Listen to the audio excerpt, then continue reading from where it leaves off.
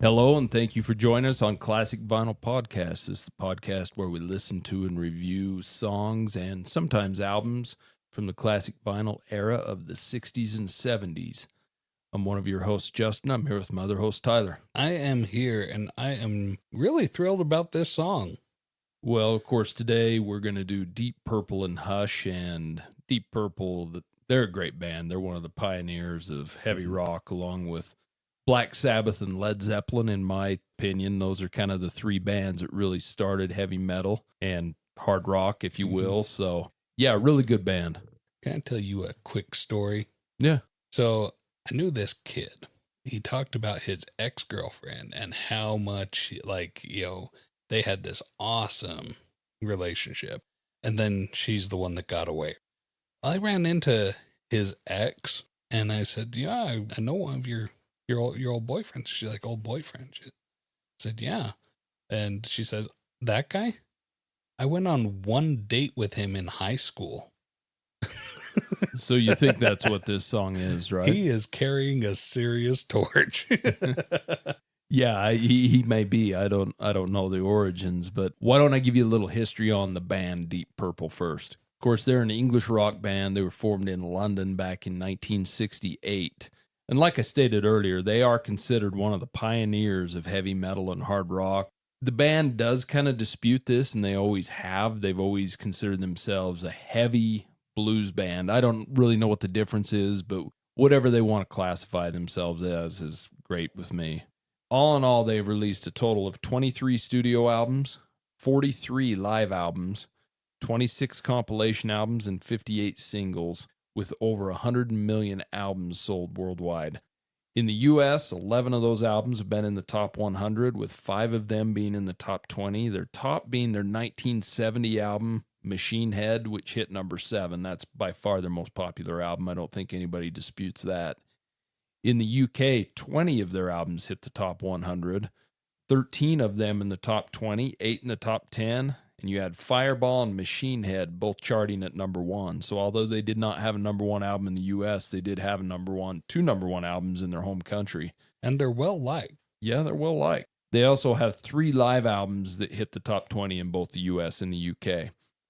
In the U.S., as far as singles concerned, they had 8 singles in the top 100 with only 2 songs in the top 10. The one we're doing today, Hush, and Smoke on the Water, which they both charted at number 4. Smoke on the Water, I would probably say, is by far their most popular song. So in the UK, as far as singles are concerned, 12 of them hit the top 100 with 2 in the top 10. Black Knight hit number 2, and Strange Kind of Woman hit number 8. Kind of strange that they didn't have as high as charting success on their singles there, and they were completely different songs. Mm-hmm. In Canada, 9 songs in the top 100, 2 in the top 10. Hush and Smoke on the Water both hit number 2. So really, as far as singles are concerned, they did the best in Canada. So I was talking about the band has the different marks. Mark 1 was where they made the album Shades of Deep Purple, The Book of Taliesin, and self-titled album Deep Purple. 2 lineup is Ian Gillan on vocals, Roger Glover on bass, replacing Evan and Simper. And this is probably their most famous lineup that people really know them from. And the albums they made are In Rock, Fireball, Machine Head, Made in Japan, and Who Do You Think We Are? That's pretty much their big hit era. So the Mark III lineup, you had David Coverdale come in on vocals. And David Coverdale's most popular as being the lead singer of Whitesnake in the 80s. Yeah. And you had Glenn Hughes on bass and vocals, and they both replaced Gillan and Glover. Mark III albums are Burn and Stormbringer. Mark IV, you had Tommy Bolin come in on guitar, replacing Richie Blackmore, and the albums on Mark IV was Come Taste the Band. Okay, so this is early Deep Purple, Mark I that we're in. This is Mark I. And one interesting thing, and we don't even have the time to go into it all on this show, but there are so many other bands that have spurred off of the members in this group, Deep Purple. It's crazy. They've had a lot of lineups, but a lot of these people have went on to form a lot of different heavy rock and heavy metal groups. The band split in 1976, but they've come together for many different reunions. You have Joe Satriani, famous guitar player, Steve Morse, and Don Airey have also been in the band. Blackmore, Lord, Pace, Gillan, Glover, Coverdale, Evans, and Hughes, they were all inducted into the Rock and Roll Hall of Fame as Deep Purple in 2016. So a few people from the different Mark lineups went into the Rock and Roll Hall of Fame. So do you want to get to the song? Yeah, let's do it. And now it's time for the song review. So before we get into Hush, we listened to this twice. We listened to the original version from 1968, and we listened to the 1998 remastered version. But what is your history with this song? This song gets a lot of radio play. I don't think I knew it by the name Hush, but that's not uncommon for me to not know the song by the name. Did you know it was Deep Purple? You know, Deep Purple is one of those bands where I know their sound, but I'm not familiar enough with them, or I'm not acquainted enough with it to really know the sound to the name of the band. So no. But Deep Purple, I know the name very well. Okay, fair enough. That's about it. And then, you know, Smoke on the Water.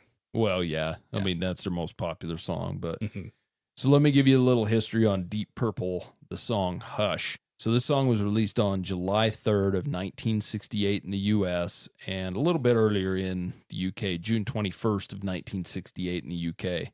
The B-side was a song called One More Rainy Day. This is off of the band's debut album, which was called Shades of Deep Purple. The album itself reached number 24 in the U.S., number 19 in Canada, but did not chart in their homeland of the U.K. This was recorded at Pi Records in London and produced by Derek Lawrence. So the song was originally written by a guy called Joe South. He is most famous for the songs Games People Play and Down in the Boondocks. So he has written a few hits, but he wrote the song Hush for country singer Billy Joe Royal at the time. Now, Joe South apparently adapted this song from an old African-American spiritual song of some sort, from what I've read. So Billy Joe Royal originally released the song in July of 1967, which actually reached number 52 on the Billboard charts. And I guess we probably should have listened to that version, but I'm not a big country fan, so... Yeah, we'll follow up with it one of these days when we're in a country mood. Yeah, that's going to be a while for me. So Deep Purple, when they recorded this song, was formed of Rod Evans on lead vocals, Richie Blackmore on guitars, Nick Simper on bass, John Lord on organ, and Ian Pace on drums, which is the Mark I lineup of this band. So this is one of 4 songs that Deep Purple recorded with their original lead singer, Rod Evans. And once Ian Gillan joined the band, which he is by far the most popular lead singer of Deep Purple, he joined the band in 1969. They actually quit playing this song live because he says, hey, I'm not the original singer, so I don't want to sing it. And that's unfortunate because it's a good song, but they did later convince him to include it in their live sets, but not until like 1990s moving forward. So after that, they did start including the song live, but a lot of people in the 70s when this band was at their heyday didn't get to hear this song live. Hush reached number 4 in the U.S. charts, number 2 in Canada, and did not chart in the U.K., although they did have a 1988 20th anniversary release of this album, and they re-released this, and it did chart at number 62 in the U.K. in 88. This song's been covered by a ton of artists. You hear it all over rock radio. It's in films. It's in... Especially that na na na na na na na na na. Yeah, that's kind of the hook of the song, right? Yeah, and it's catchy and it flows well, so naturally it makes its way into all kinds of media, pop culture, pop culture, everything. So, and the song, it's pretty easy to follow the lyrics, and you kind of started at the start. But it's a song about a guy. He's crazy in love. He'll drop anything if he thinks this girl's calling out his name again and wants to be with him, you know. It's basically about lamenting a lost lover and wanting them back more than anything in the world. I mean, he says it in the lyrics, you know. Yeah. She broke my heart, but I love her just the same. You know, he doesn't care. She's killed him, basically. Yeah. She's broken his heart in a million pieces, but he's okay with having her back still. He can forgive all that. She is by far the best thing that has ever happened to him, and he knows it. He knows it. And I think he knew it at the time. It's not that he took her for granted. She just figured, I can probably do better. Yeah. So after listening to this song with the purpose of reviewing it, we listened to it twice, the original and the 1998 re-release that was remixed. What are your thoughts on this? So I really like that 68 original, more so than the remix or the remastered. And the reason is the opening It has a couple of like wolf howls at the beginning. Could they be coyotes? I don't know. I think they're wolves, but they could be coyotes. And I wonder. It seems like coyotes yip a little bit more. Yeah, probably true. But I wonder why they left that off the remaster. I don't know, because I mean, take that in the context of the song. Oh yeah, this guy is howling in pain for heartache. He is missing this girl. This is my first time really sitting down, listening to it to get in there. It was really neat. One of the things I especially like about this, that on this stage, everybody gets a turn taking center stage and, performing up front. And so like you get some guitar solo, you get some excellent drumming in there. You got the keyboardist going in there.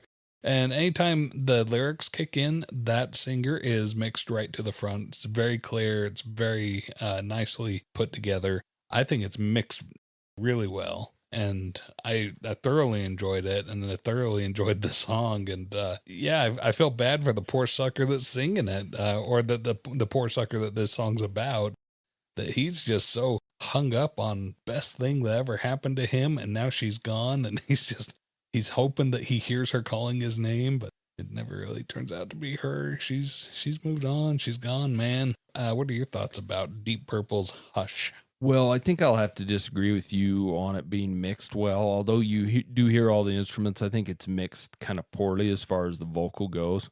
It does open with those wolves, and then it gets into the guitar opening, and then that funky organ comes in. And that's something I really enjoy about Deep Purple, is the use of keyboards and organs. Especially, we had an earlier episode, one of our earliest episodes, where we rated Deep Purple's album In Rock, which is one of my favorite of theirs. Obviously, I love Machine Head, but In Rock's great too. And in both albums, their use of organ is great in it, because it bounces off the heavy guitars, but it gives that kind of creepy feeling too. And I don't know, something about the use of the keyboards that Deep Purple does that I really enjoy. But I think the song has really good bass in it, but I really thought the vocals were kind of low and weak. Mm-hmm. And unlike you, I do like the Wolves at the first, but I think I like the remix version a little better, because it brought the bass forward a little bit and kind of fixed the vocals a tiny bit for me. All right, that's fair. I stand corrected. Well, you don't need to be corrected. But there's something. I'm also the kind of person that doesn't necessarily love remixes either. I like the fact that we can have both. A lot of people fight, done that with a lot of all the popular recordings from the 60s, remixed them. And they do take on a different sound, but the great thing is you have both. There's no need to fight over both of them. You can listen to them, and there's something endearing about the original always. So I like the use of the keyboard throughout, like I already said. It's got good little guitar runs in it. It's not a super guitar-heavy song, but you do hear the keyboard, the guitars, the drums, and the bass pretty equal in this, and that's why on the original I thought the vocal was down a little too low. But it's got an excellent keyboard solo in the middle that I think fits it perfect, and it's a pretty funky song, really. Mm-hmm. It's got that funky. This isn't the Deep Purple we know going into the 70s, really. That's a little heavier. Mm-hmm. Speaking about In Rock, which has got some pretty heavy songs on it, this is a decent song. Even being the Mark I lineup, which isn't very popular, obviously, with Rod Evans only singing 4 songs, I mean, it wasn't very long lasting. But that's another thing I've always had a hard time with Deep Purple, is I don't really notice a difference between the Mark lineups as much. Do you want to get the song rating? Yes, let's rate it. Song rating. Okay, listener, if this is your first episode listening, I'll explain our rating system briefly. 0 to 10 scale, 10 being the best. And I put this one pretty high up there. I'm not adjusting my rating because I'm wrong, and Justin and I disagreed on the mixing. I still put this one at an 8. I think that I really like the showcasing of each individual instrument, and I like the vocals. I think that this song was a lot of fun. It's still a lot of fun. That's why it's still around and played on radios and pop culture. It's in movies all over the place, TV shows. You hear it all over. Where do you put this one, Justin? Well, I think this song is probably Deep Purple's second or third most popular song. Obviously, Smoke on the Water being number 1. Woman from Tokyo was probably pretty close up there. I don't rate this song quite as high as you, and maybe I'm just a little tired of it. I obviously picked the song today, so I do enjoy the song, but I rated it a 7. So, decent song. Our tastes are starting to line up a little better. Sometimes, right? Yeah, because I mean, we're not usually very far off anymore. So that's Deep Purple and their 1968 hit song Hush. Send us an email and let us know what you think. ClassicVinylPodcast@gmail.com. Also, if you have any songs or albums you'd like us to rate, send them there as well. We really appreciate you listening. Until next time, we'll see you later. See ya. Thank you so much for listening to Classic Vinyl Podcast. And don't forget to subscribe on Spotify or Apple Podcast or wherever you listen to your podcasts. Follow us on Instagram at Classic Vinyl Podcast for updates, and also share us with your music-loving friends.